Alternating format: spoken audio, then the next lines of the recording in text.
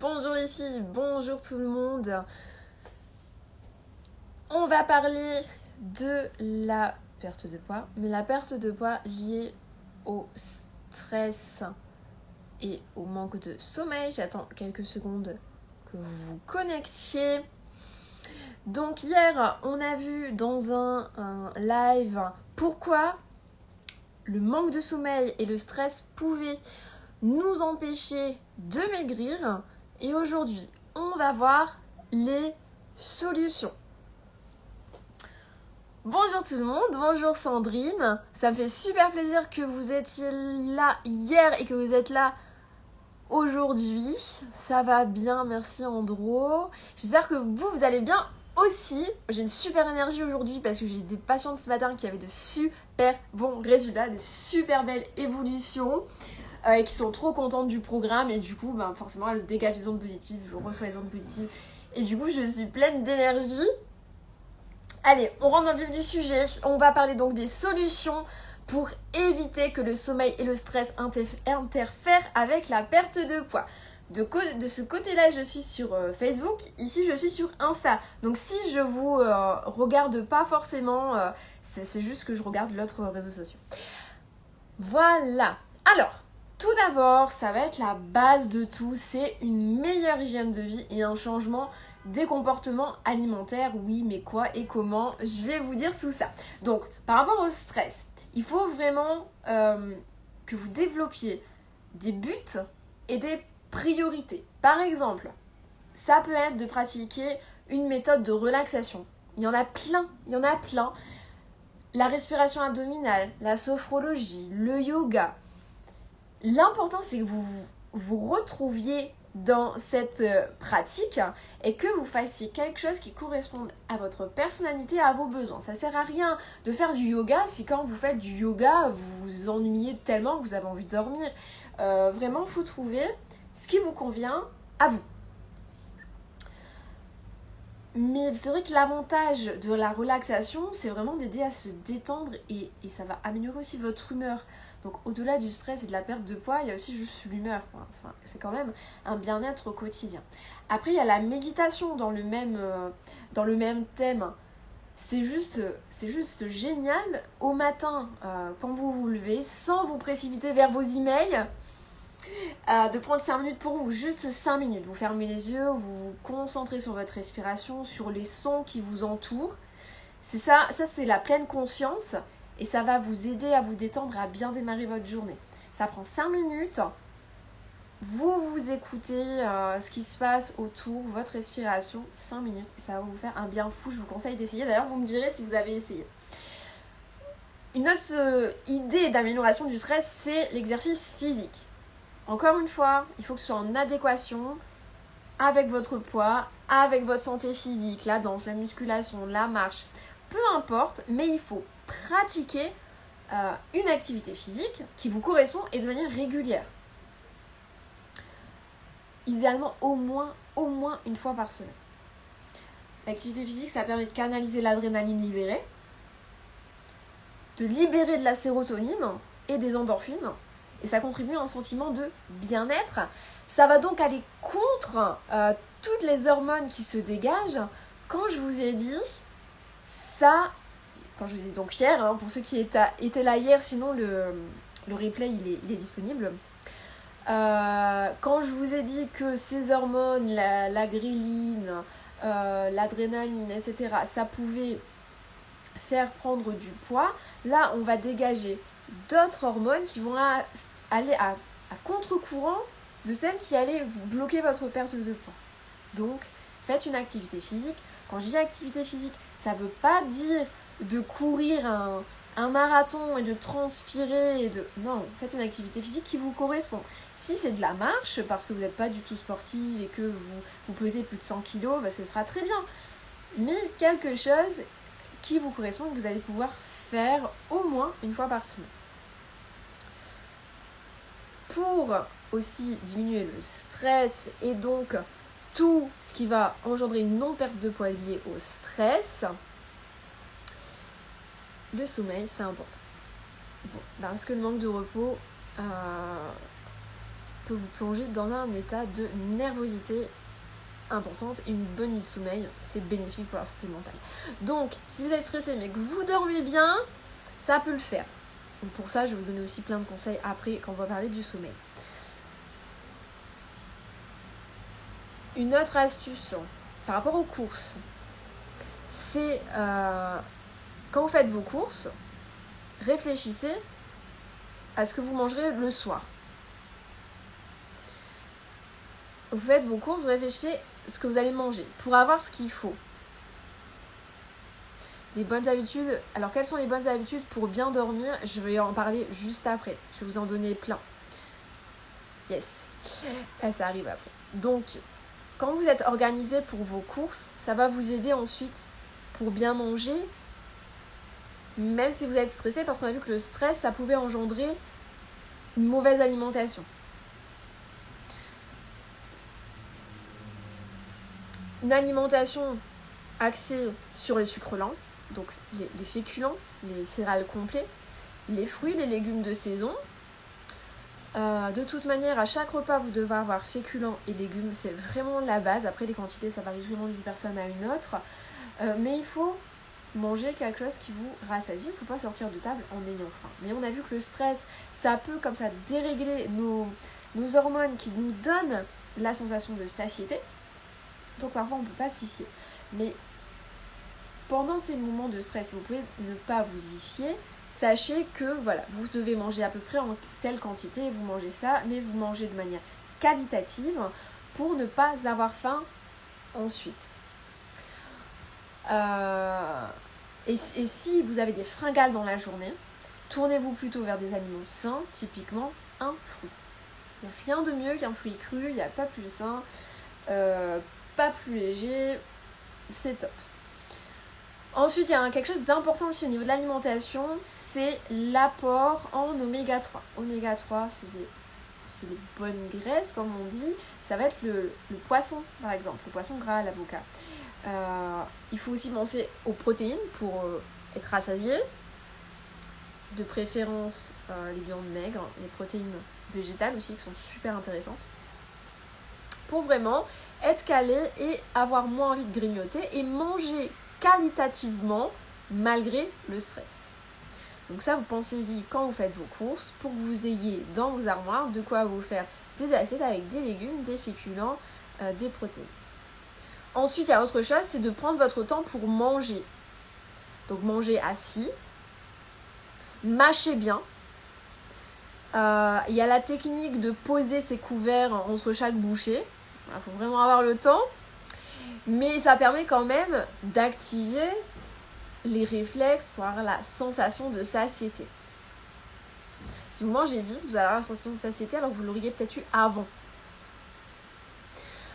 Et comme on sait que le stress, ça perturbe nos sensations de satiété, il faut d'autant plus manger doucement pour pas manger trop et pour bien digérer. Éviter les ballonnements aussi, les ballonnements, les gonflements. Donc ça, c'est vraiment très important. Manger doucement et manger assis. Manger aussi sans vos écrans. Et ça, c'est plus pour vous déconnecter.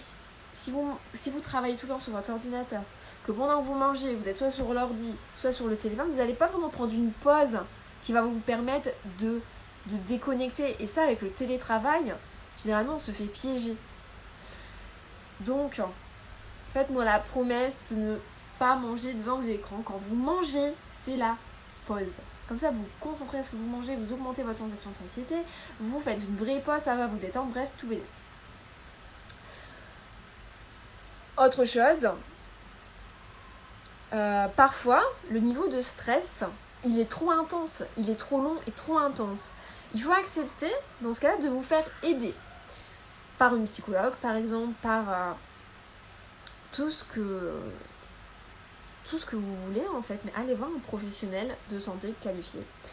Si le souci c'est pas forcément le stress, mais la prise de poids, pas dû seulement au stress, allez voir un spécialiste de la nutrition, donc diététicienne ou médecin nutritionniste. Attention, j'insiste bien, diététicienne ou médecin nutritionniste. C'est les seules personnes qui sont diplômées. Coach en nutrition, nutritionniste, ça veut rien dire. Demain, si tu veux, tu te dis nutritionniste. Aucun souci. C'est pas un terme protégé. Mais si tu as une diététicienne, tu es sûr qu'elle est diplômée. Du moins, c'est à moins que ce soit une personne hors la loi.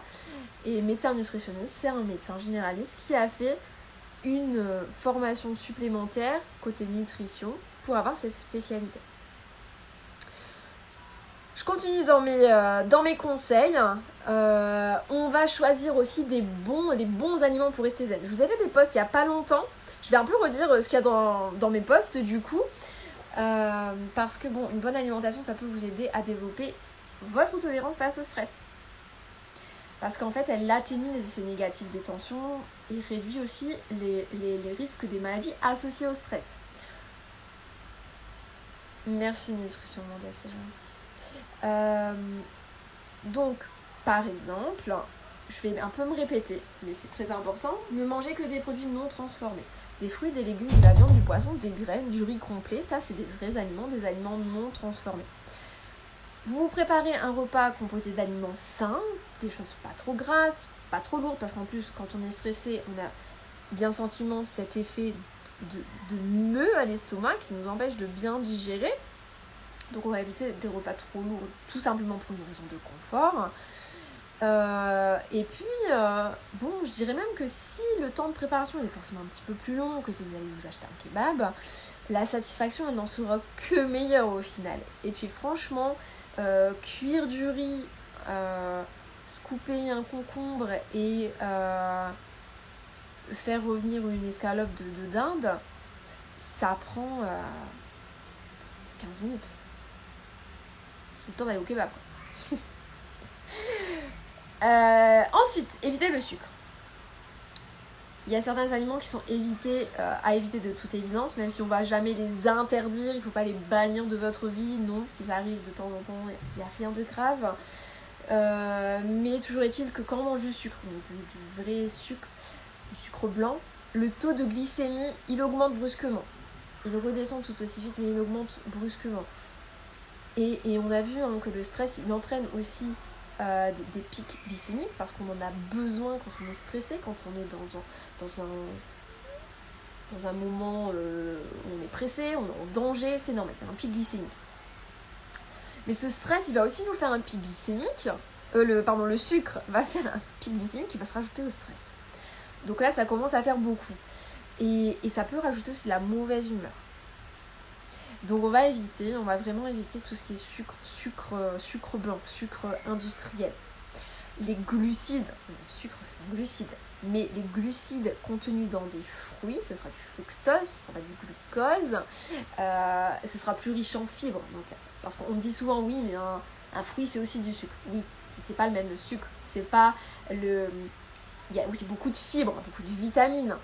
C'est pas du tout le même sucre que du sucre blanc.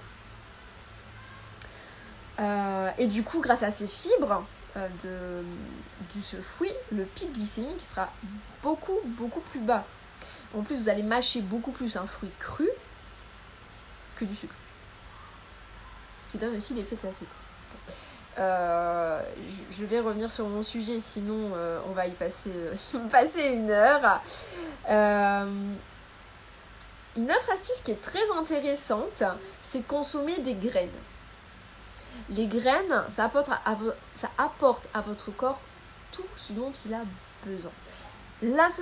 L'association de céréales, d'oléagineux, de légumineuses, elle est très très intéressante parce qu'en fait ça va reconstituer les protéines animales complètes. Elles contiennent des fibres, des glucides, des acides aminés, du calcium et du phosphore. Donc c'est vraiment très très intéressant. Donc je répète, céréales, oléagineux et légumineuses. Par exemple, du riz avec des haricots rouges, ce qu'on fait souvent avec du maïs, et quelques noix ou noisettes ou noix de cajou, peu importe, des oléagineux. Et ben c'est top. C'est juste super. En plus, les noix et les oléagineux en général, ils sont riches en fer, en fibres. Et les noix, elles aident vraiment à la prévention du stress physique et psychologique. Ouais, les noix, c'est un aliment génial. Ça contient des antioxydants, des vitamines E, des oméga 3. Bref, elles ont un effet super positif sur le corps. Et donc, c'est pour ça qu'on vous conseille d'en manger chaque jour. C'est d'ailleurs dans les nouvelles recommandations, une poignée d'oléagineux par jour. Il y a un autre aliment qui est super, je l'avais mis en post aussi, c'est le miel. Attention quand même, parce que le miel, ça reste un glucide qui est presque aussi calorique que le sucre blanc. L'indice glycémique est différent, certes, ça a beaucoup de vertus, c'est naturel, ça a même des vertus d'antibiotiques. L'huile de noix, c'est très bien aussi. Alors, du coup, l'huile de noix, il n'y aura pas de fibres dedans, mais elle est riche en oméga 3, en vitamine E, donc c'est aussi très intéressant. Donc le miel, donc je vous dis, le miel c'est un aliment super. Si vous mettez du sucre dans vos yaourts, mettez du miel. C'est un tout petit peu moins calorique et bien meilleur pour la santé. Ça contient plein d'oligo-éléments, du potassium, du calcium, du magnésium. En plus, ça alimente la production d'endorphines et donc ça aide à lutter contre le stress. Mais encore une fois, attention en quantité raisonnable parce que ça reste du sucre. Les céréales complètes, ça apporte des sucres lents, ça nourrit donc vos cellules nerveuses et la vitamine E permet d'équilibrer l'humeur, donc manger des céréales complètes. L'absorption de glucides complexes permet au corps de produire des acides aminés, comme je vous ai dit tout à l'heure, qui sont très intéressants, très importants pour le corps. Et ces acides aminés, ils activent la production de sérotonine, qui exerce un effet calmant. Donc encore une fois, avec tout ça, on fait le contre-pied à ce qui se passe dans notre corps avec le stress.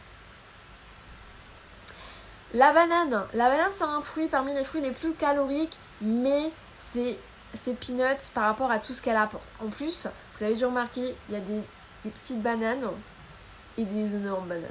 Si vous prenez une énorme banane, peut-être manger plutôt la moitié si vous êtes dans le cadre d'une perte de poids. Les petites bananes qui sont d'une taille très raisonnable. Mais la banane, c'est un fruit qui regorge de vitamines et de minéraux. Et par rapport à ce qu'elle contient, elle aide à mieux se concentrer. Donc, si vous faites du sport ou que vous êtes en période de stress intense, par exemple en période d'examen, une banane en collation, c'est super. Et le chocolat. Je recommande toujours du chocolat dans le cadre d'une perte de poids. Je force mes patientes à manger du chocolat tous les jours. Sans rire. Donc le magnésium, ça c'est vraiment un atout du chocolat noir. Le chocolat noir en plus c'est plein de bonnes matières grasses. Donc le chocolat noir, c'est riche en magnésium. C'est riche en flavonoïdes. Retenez bien, flavonoïdes. C'est réputé pour des propriétés très relaxantes. En plus, ça contient de la phényléthylamine. Oh, vous allez briller au prochain repas de famille. C'est un alcaloïde présent dans certaines morphines qui est précurseur de la sérotonine, l'hormone qui régule l'humeur. Donc, on mange du chocolat, on y va. Non, du chocolat noir en quantité raisonnable, c'est-à-dire 1 carré, 2 carrés. C'est très raisonnable, c'est des bonnes matières grasses, ça a plein de choses positives. En plus, qu'est-ce que ça fait du bien de manger du chocolat, franchement, hein. Donc, on peut manger du chocolat, il n'y a aucun souci, même quand on est dans le cadre d'une perte de poids. Comme je l'ai dit, le chocolat c'est riche en magnésium. Le magnésium c'est très important en période de fort stress. Le corps, il mange votre magnésium quand vous êtes stressé. Donc souvent les personnes qui sont très stressées, elles manquent de magnésium. Faut pas hésiter à vous complimenter en magnésium, c'est en libre service entre guillemets, vous pouvez en acheter. Faites attention parce qu'il y a du magnésium qui est plus absorbable que d'autres. Du magnésium qui est de meilleure qualité que d'autres. Moi j'ai un partenariat avec Compliments Me. Je vous le mettrai après en commentaire de la vidéo. Ils font du très bon magnésium. En plus j'ai un partenariat avec eux, donc vous avez 30% de réduction. Le code c'est diététicienne online tout collé 30. Diététicienne online 30. Ils font du très très bon magnésium, très bien absorbable. Ils font aussi un complète relax. C'est plus des plantes, dedans il n'y a pas de magnésium, donc d'ailleurs vous pouvez prendre les deux. Si vous êtes quelqu'un de très stressé, vous voulez vous aider avec les compléments alimentaires, les plantes, chez eux c'est juste le meilleur mélange que j'ai trouvé. En plus ils vous font des petits sachets individuels, il y a 30 sachets, vous prenez un par jour pendant un mois et vous allez voir la différence. Donc magnésium plus complète relax, un combo gagnant. Leur complète relax, il va diminuer le stress, il va optimiser la relaxation, il va entretenir l'activité cérébrale, parce que parfois avec le stress on a du mal à se concentrer, ça va faciliter l'endormissement. Par contre, c'est déconseillé ce complète relax aux femmes enceintes, aux femmes qui allaitent, aux enfants et en cas d'hyperthyroïdie. Mais si vous êtes enceinte, vous allaitez ou que vous avez une hyperthyroïdie, n'hésitez pas quand même à prendre du magnésium. Ça, pour le magnésium, il n'y a aucun souci. Donc, j'en viens au sommeil. Je regarde si vous avez mis des petites questions. J'ai un ami qui me dit de ne pas souvent prendre du chocolat pour éviter le diabète. Alors là, dans ce cas-là, il parle du chocolat blanc ou du chocolat au lait qui sont beaucoup plus sucrés que le chocolat noir. Le chocolat noir à 85% ou même plus si vous aimez. Bon, après, c'est vrai que ça devient quand même assez amer. Ça contient plus de matière grasse et très très peu de sucre. Donc c'est pas dangereux pour le diabète contrairement au chocolat au lait et au chocolat blanc. Je regarde donc si vous avez d'autres questions, c'est très intéressant. Je te remercie. Ok, si vous avez d'autres questions, vous n'hésitez pas, j'y reviendrai après. Tu manges trop vite. Bah oui, alors faut y faire attention, c'est vrai que c'est intéressant. Et j'y arrive, Elodie, donc au conseil pour bien dormir. Parce que comme je vous ai dit, le sommeil, le stress, c'est lié. C'est lié, bien sûr. Si on dort bien, on sera moins stressé. Si on est très stressé, ça se peut fortement qu'on dort mal. Donc c'est vraiment lié. C'est pour ça que je parle des deux sujets en même temps. Déjà, quand vous dormez mal, il faut analyser pourquoi. Pourquoi vous avez du mal à vous endormir ou pourquoi vous dormez mal la nuit. Je vais quand même vous donner des pistes de réflexion, mais sans pouvoir analyser avec vous. Donc ce sera à vous de faire un peu votre auto-analyse. Pour le sommeil, la base, ça reste la bonne hygiène de vie. J'ai envie de terminer. Donc une alimentation équilibrée, une alimentation variée. Vous pouvez suivre d'ailleurs tous les conseils que je vous ai donnés pour le sommeil. Ça marche aussi. Pour le stress, pardon. Et bien vous hydrater aussi pendant la journée. Ça, c'est la base pour un bon sommeil. Si vous ne dormez pas bien, vous ne vous endormissez pas facilement parce que c'est le stress, alors pratiquez un sport ou un sport de relaxation ou de la méditation ou de la sophrologie, quelque chose qui vous correspond et qui va vous aider à vous détendre, ou alors tous les conseils que je vous ai donnés avant sur le stress. Il y a des personnes qui dorment mal parce qu'elles ont des fringales nocturnes. Et c'est pas normal d'avoir des fringales nocturnes. Est-ce que vous mangez assez le soir ? Est-ce qu'on vous a pas fait croire qu'il faut manger trop peu le soir et sans féculents ? Donc le soir, dans ce cas-là, vous allez quand même manger des aliments qui sont riches en sucre lent, les féculents de préférence complets, pour éviter ce fringale nocturne. Vous pouvez manger aussi un fruit le soir. Alors je vous vois venir avec des gros yeux, oh, il y a des vitamines dans les fruits. J'entends souvent ça. Ça a été prouvé scientifiquement, les vitamines C n'empêchent pas de dormir, donc ne vous inquiétez pas. Il faudrait que vous mangiez l'équivalent, je crois, d'une 40aine de kilos de fruits pour que juste ça vous empêche, ça vous gêne un peu. C'est pas ça n'a rien à voir. Cette idée, ce préjugé est venu des années, je crois,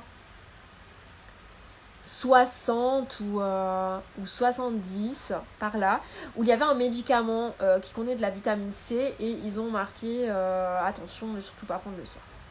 Ah pardon, j'ai lu ça. Bref, toujours est-il que manger un fruit le soir, ça peut vous permettre d'être bien rassasié parce que ça contient des fibres, l'indice glycémique d'un fruit, il est intéressant avant de dormir. Et puis les vitamines et minéraux, ça permet de lutter contre des carences qui pourraient être responsables de troubles du sommeil. Donc bien sûr, je reviens à manger équilibré, des fruits, des légumes, des protéines, des féculents. Bien sûr, manger équilibré, ça veut tout et rien dire. Il y a des personnes qui ont des mauvaises idées sur c'est quoi manger équilibré. Enfin là, c'est pas le sujet, donc je vais pas vous faire un cours sur comment manger équilibré, mais en gros, manger que des légumes, c'est pas du tout équilibré. Les légumes, c'est bon pour la santé, mais ce n'est pas équilibré. Ne pas manger de féculents, c'est pas équilibré. Manger trop de viande, ce n'est pas équilibré. Alors, on a l'image un peu classique de l'assiette avec un quart de protéines, la moitié de légumes et un quart de féculents.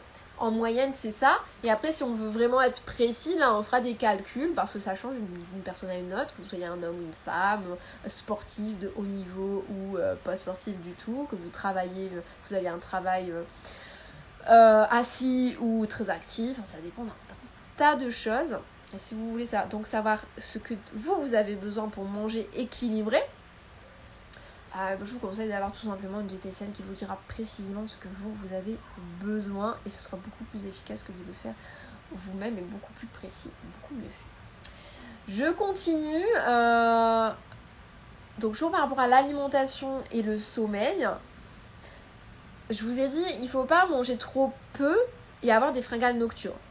Par contre, c'est vrai que si vous mangez un repas qui est beaucoup trop lourd ou difficile à digérer, ça peut vous gêner aussi pour dormir, donc attention au juste milieu.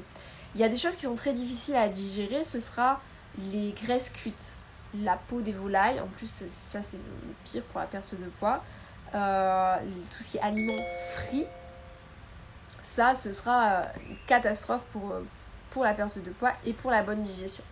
Donc on va manger plutôt léger, voilà.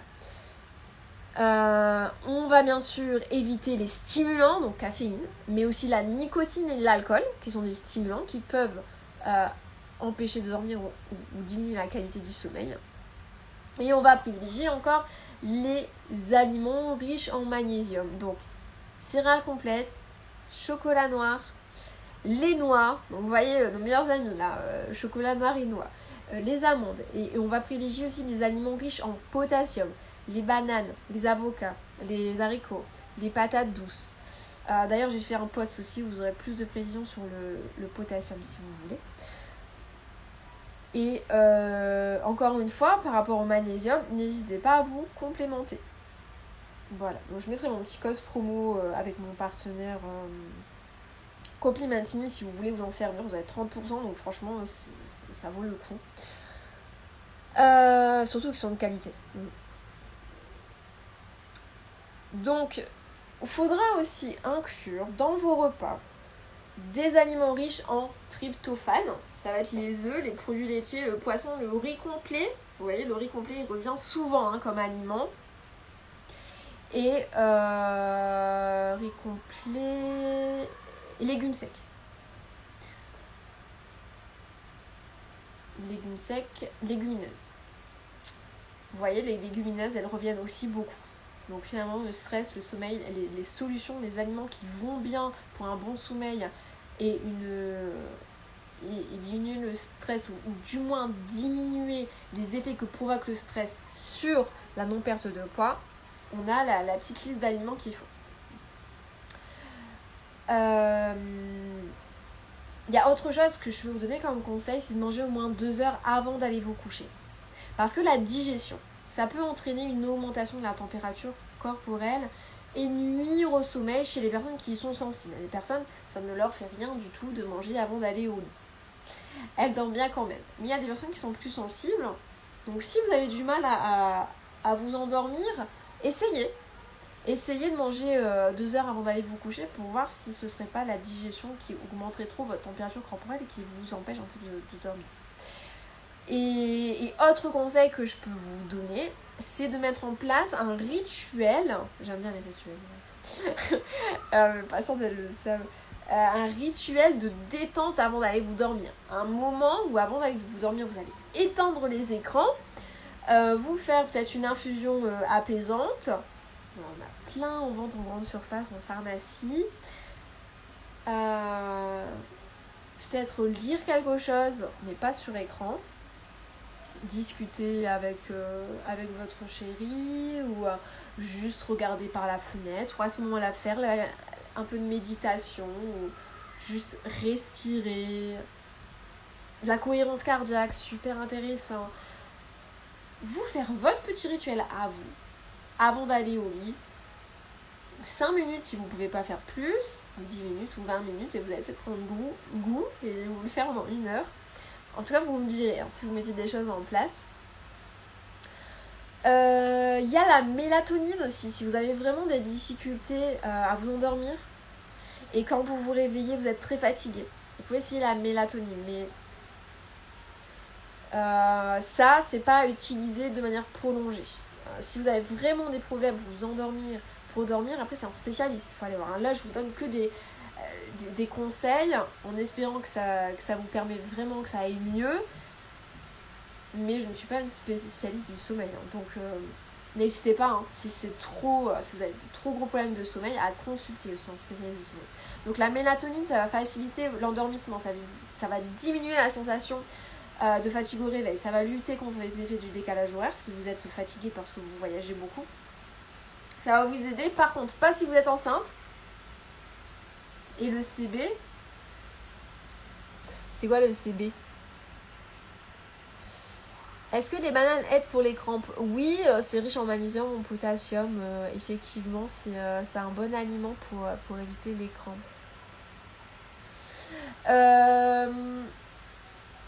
Donc, j'en étais où ? À la mélatonine. Donc, je vous disais, si vous êtes enceinte, non. Si vous allaitez, non. Et vous ne le faites pas sur une longue période et vous le faites à des doses, pas plus que les doses qui sont notées.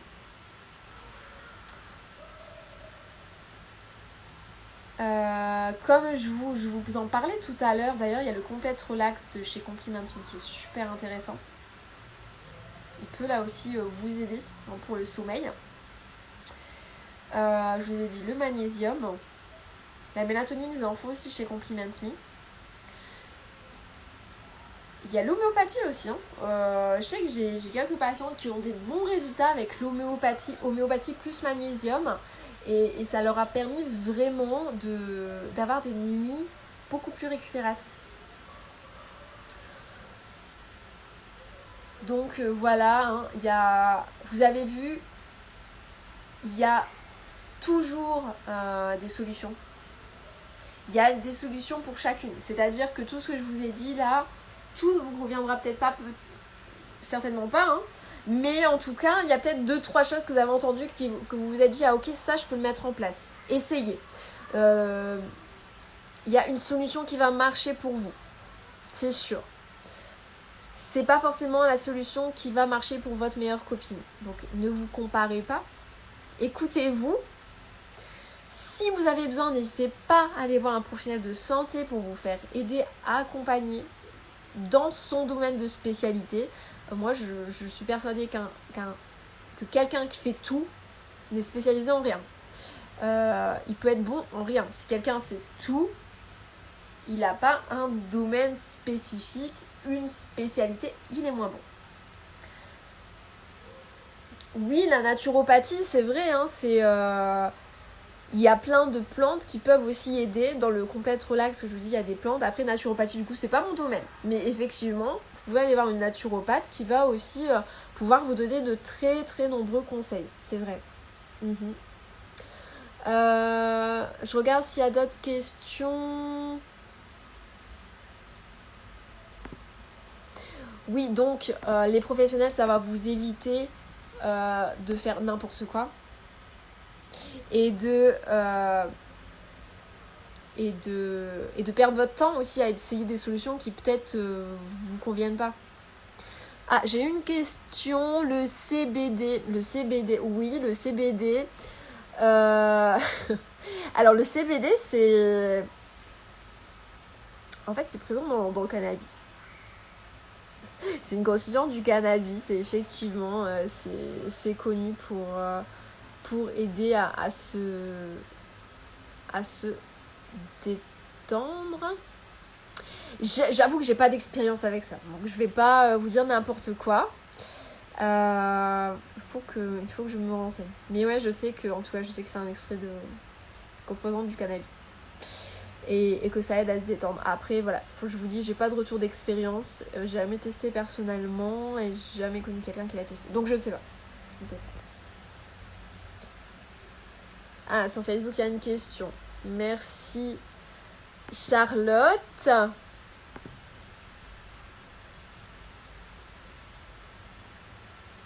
Les cures de miraculeux, ça fonctionne? Je ne sais pas du tout ce que c'est le miraculeux. Je sais pas ce que c'est. Est-ce que tu peux m'en dire plus peut-être?